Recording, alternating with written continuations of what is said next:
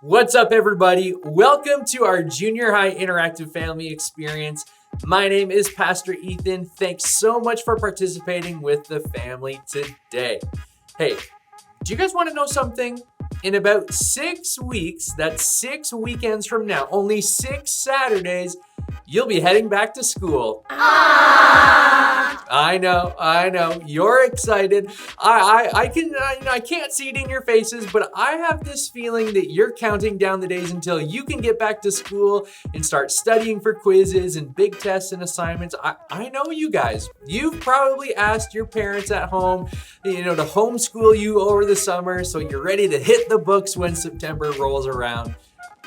Okay, maybe not. You're probably not excited at all, but I will share something with you that will get you excited.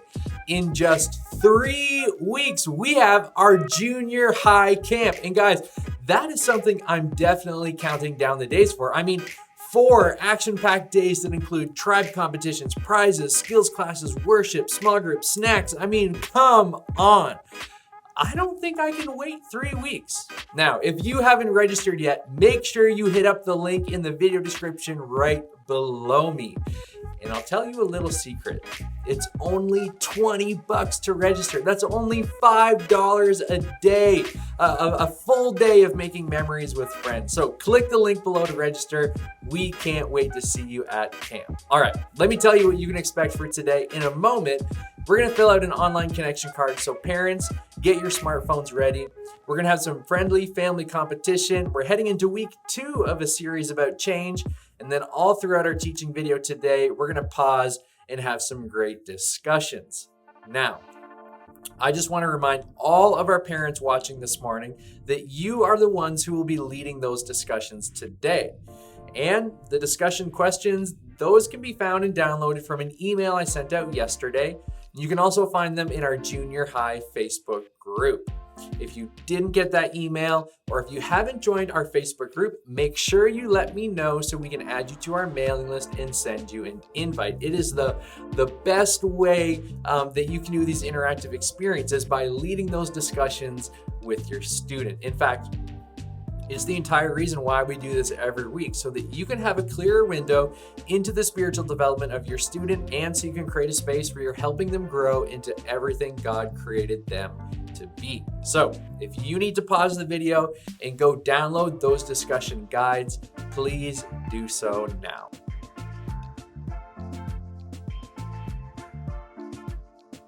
Well, we are about to get into our series, but before we do, we would love to hear from you.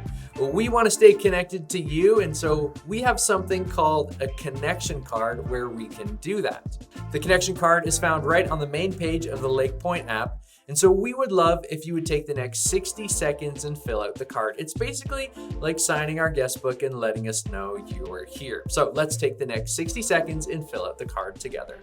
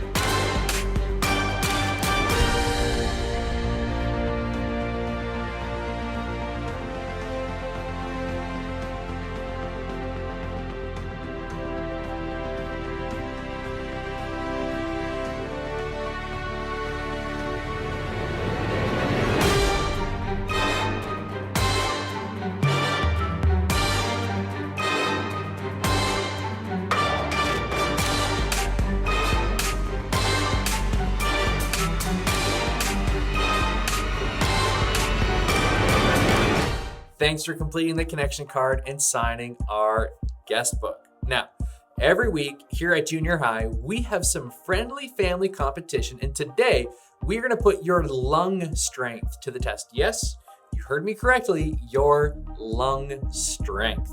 Here we go.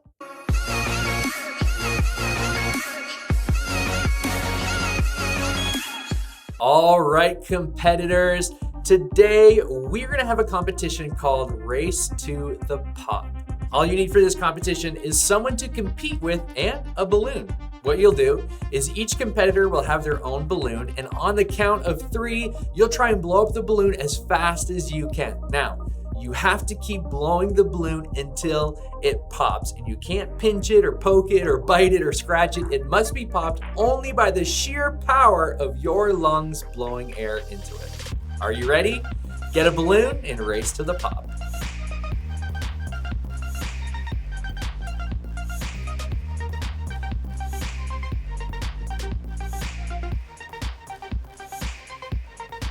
All right, how'd you do? Did you win?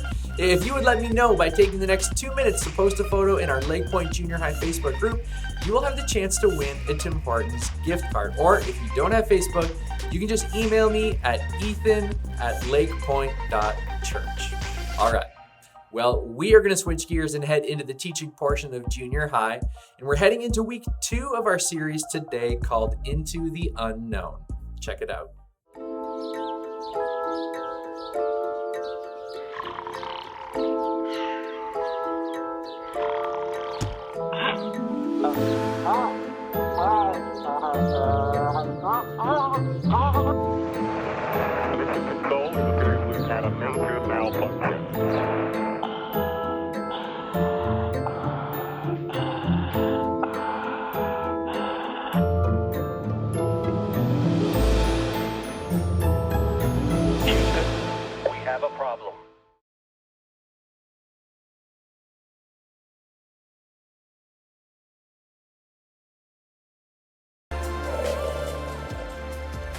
One step for mankind, and I don't know the rest. Hey friends, my name is Esther, and today we are talking about change. When we go through change, it's like walking into the unknown, right?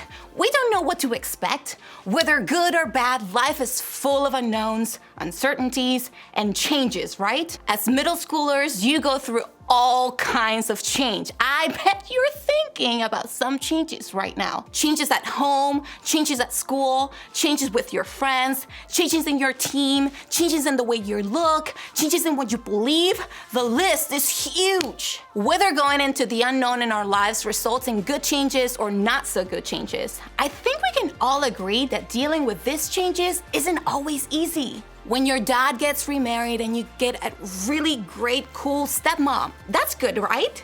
But still means that you have to adjust to a new person in the house. And that can be a difficult part of change. Or when you get moved to the starting lineup on your team. That's amazing, right? But it still means that you have to handle all the pressures of leading the team. And that can be a scary part of change. When you move to a cool new house, in a cool new neighborhood, that can be fun, right? But it still means getting to know new people at a new school, in a new place, and that can be the hard part of change. Those are just the positive changes. I mean, if changes like that can be difficult to deal with, what about the kinds of changes that aren't so good? What about the ones that we don't want? The kind that leaves us wishing everything could go back the way it was before. Maybe for you, it was a breakup with your boyfriend or girlfriend. No matter how much you wanted to get back together, you knew it just wasn't going to happen. Or maybe your parents separated and you hoped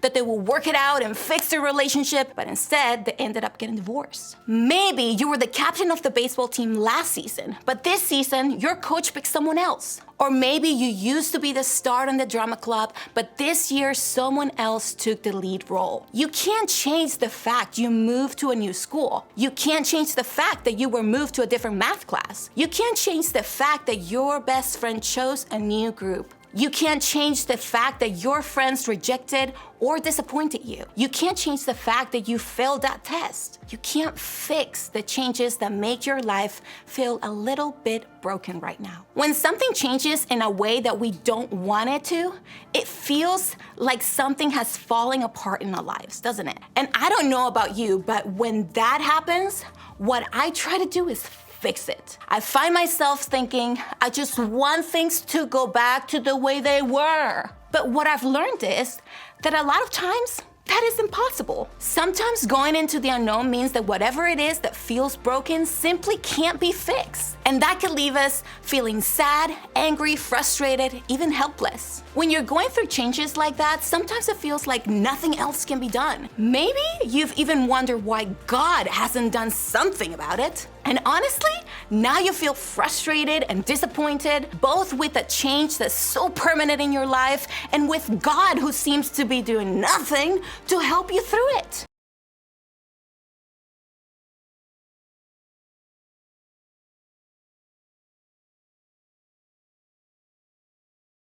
If you ever felt like that, just know that you are not the only one. Almost every person who has ever experienced difficult or painful change in their lives has thought the same things. That's why it's important for us to know that while God hasn't promised you to change everything to be the way we want, God has promised us something else. And I think it's something that can help us when we go through the unknowns in our lives. A long time ago, there was a group of people who experienced a lot of changes in their lifetime. They were known as the Israelites, and what they lived through thousands of years ago actually plays a major role in our faith today. Starting with a man named Abraham, God created a nation or a group of people of Israel in an area of the world that we now call the Middle East. It was out of that group of people that God would one day send Jesus into the world. So, the nation of Israel was really a big deal to God. They were a part of God's plan to free and save the whole world through Jesus. But also along the way, the Israelites went through a lot of struggles and unknowns and changes. They made a lot of mistakes and missteps that got them into all kinds of trouble. Other nations will come and take over them and even capture them. I mean, this happened over and over and over again. You think that because they were God's chosen people, they had it all figured out? That they wouldn't keep making choices that got them into trouble? That they would know how to deal with changes and unknowns that they experienced in their journey? But remember, these people were just that. People. And like us, they were people who didn't always handle change well. So, what did they do? Well, every time they found themselves in trouble, they did what a lot of us would do. They asked God to fix it, to change it, to make things go back to the way they were. Sometimes God did, sometimes God didn't. But no matter what God did with the changes that the nation of Israel was dealing with, God always promised them something they could hold on to as they walk through the unknown. And it's the same thing God promised us today. Take a look. When you pass through the waters, I will be with you. When you pass through the rivers, they will not sweep over you. When you walk through the fire, you will not be burned. The flames will not set you ablaze. Okay, so first of all, I think that we've got to pay attention to the way that this was worded. When you pass through the waters, when you pass through the rivers, when you walk through the fire. It's not if, but when. In other words, this stuff is going to happen. Things are going to change. We are going to experience the unknown. We are going to find ourselves in difficult circumstances. That's a guarantee. But what's also a guarantee is what God promised us when that happens. God promised us to be with us through it. And because of that promise, we can be confident when everything changes. Now, I don't know if that's the type of promise you were hoping for. Honestly, sometimes I wish God would have said something else too. Maybe something like, no matter how hurt you are, or no matter how bad your situation is, I am going to fix it. I'm gonna make things go back the way they were, and it will all be great. I'm going to make change easy for you by only making it the easy kind. But that's not what God said. And that makes me think maybe God knows something we don't. Maybe God knows that more than anything, we need to trust that when we go into the unknowns in our lives, God is with us. Think about it as this astronaut, you know? When they're going into the unknown of space, They just don't float around on their own. No, they're literally tethered. Where's the tether? There you go. They're literally tethered to their spaceship. They have this cord that connects their suit to the safety of their ship, and it keeps them near the other astronauts on their mission. No matter how scary outer space might get or how far off they drift, the astronaut can trust that they're never alone. And the same is true when we go into the unknown in our lives.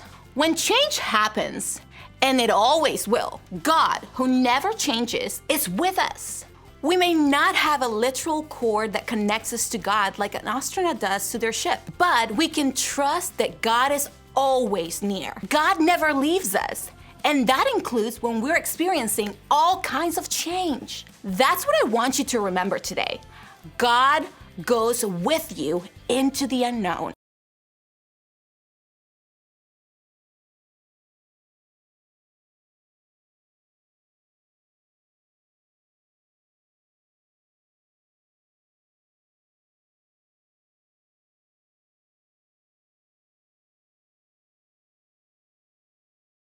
No matter what you're going through or what's happening at home, no matter how hurt you feel over what your friends did to you, or how sad you are because life will never go back to the way it was, God goes with you into those unknowns. And if you think about it, that really is an amazing promise.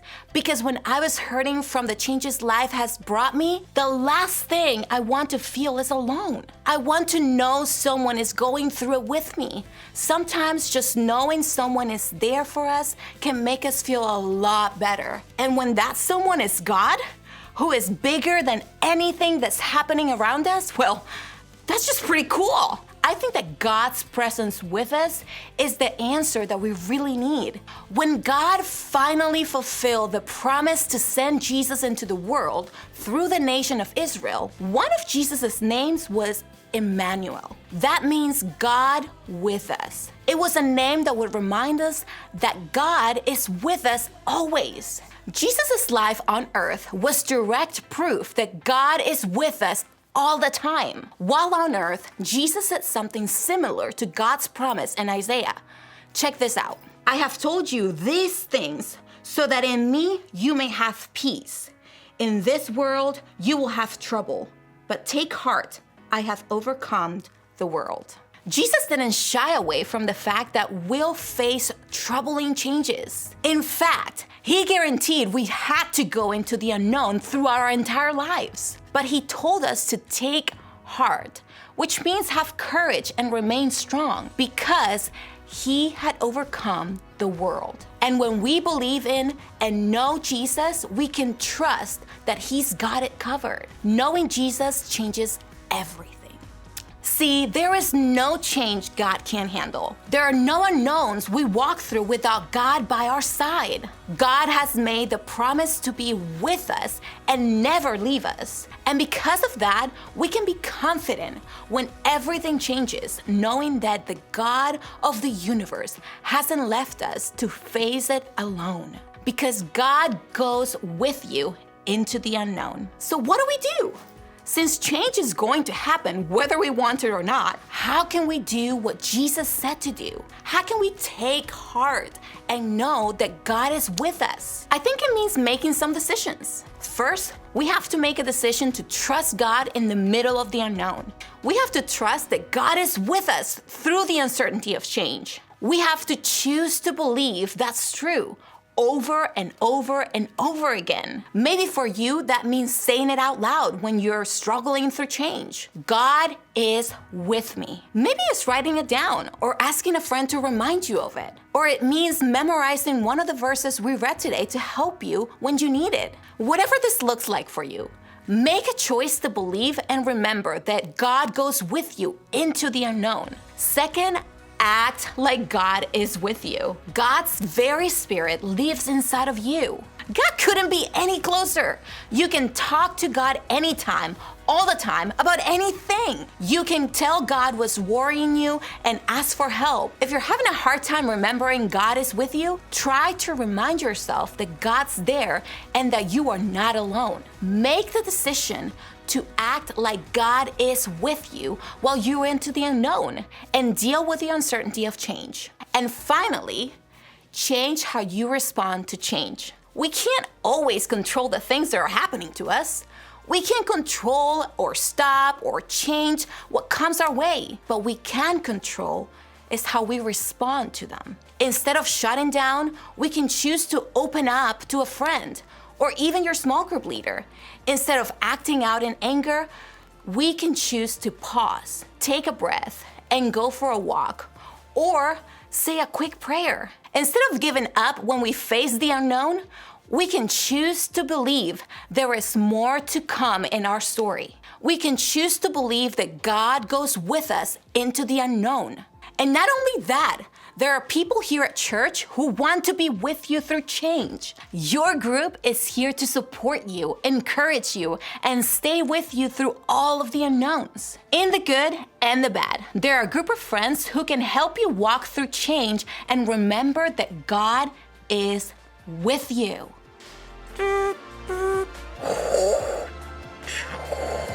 Are you there?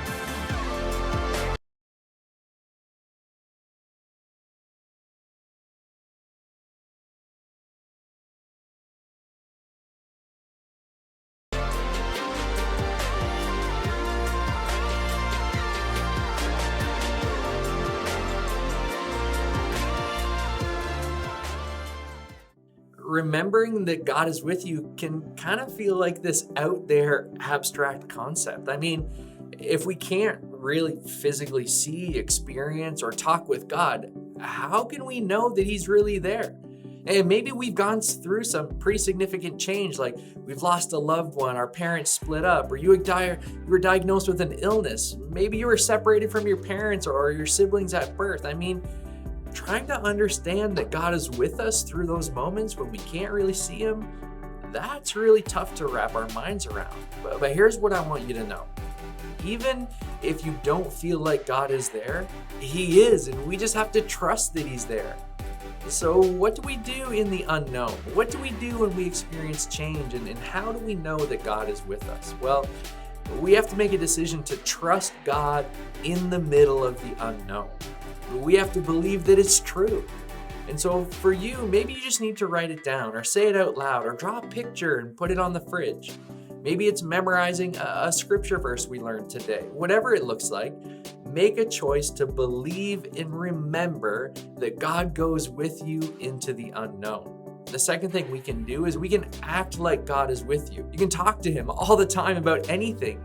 And so make a decision to act like God is with you while you go into the unknown and deal with the uncertainty of change. And number 3, change how you respond to change. We can't control the things that happen to us, but we can control how we respond to them.